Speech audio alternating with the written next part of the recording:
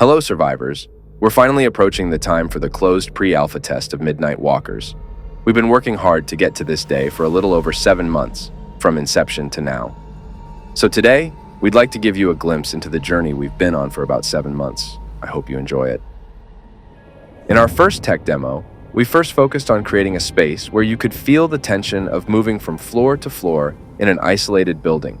We created a hospital, a building lobby, and a market, each with their own unique pathways and structures, as well as stairwells and central elevator zones, to give us a sense of where we wanted to go with the level design by free roaming around with basic player movement and multiplayer features. In the second tech demo, we added elevator functionality to the existing level design, allowing players to roam from floor to floor via stairs and elevators. We implemented sound so that players could hear other players on the upper floors as they moved around, allowing them to locate their opponents. And we implemented a combat system so that players could roam and attack each other.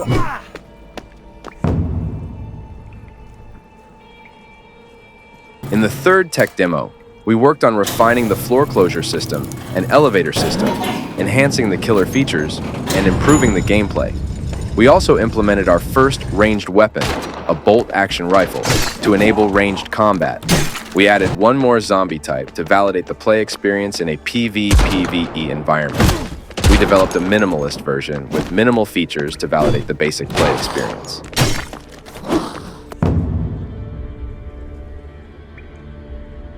For the fourth build, we focused on creating the main frame of the game. These are the interval lounge, where players gather after matchmaking, the UI for the floor status, and the minimap and phase information.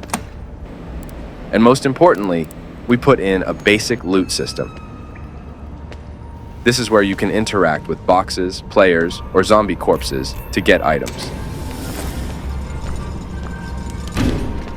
Now that we know the status of the floor, when a floor is closed, we know where to go to avoid the closed floor, which made our playtesting experience more tense.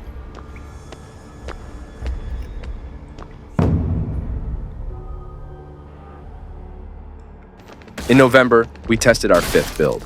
This was a very important build because it further refined the game features we had been working on and validated the gameplay. In this build, we added a new melee weapon, the sledgehammer, and two-handed weapons like the battle shovel, which allowed us to create a new combat experience. We also added an inventory system to enhance the looting experience, reframed the UI, and polished the world so it was a major cosmetic build. We also improved the mechanics of the bolt-action rifle, and I think it was a satisfying build that enhanced the PvP experience. Finally, we added an escape system, which I remember making with a refrigerator, a propeller, and a human mannequin, because we didn't have enough time to create new assets at the time.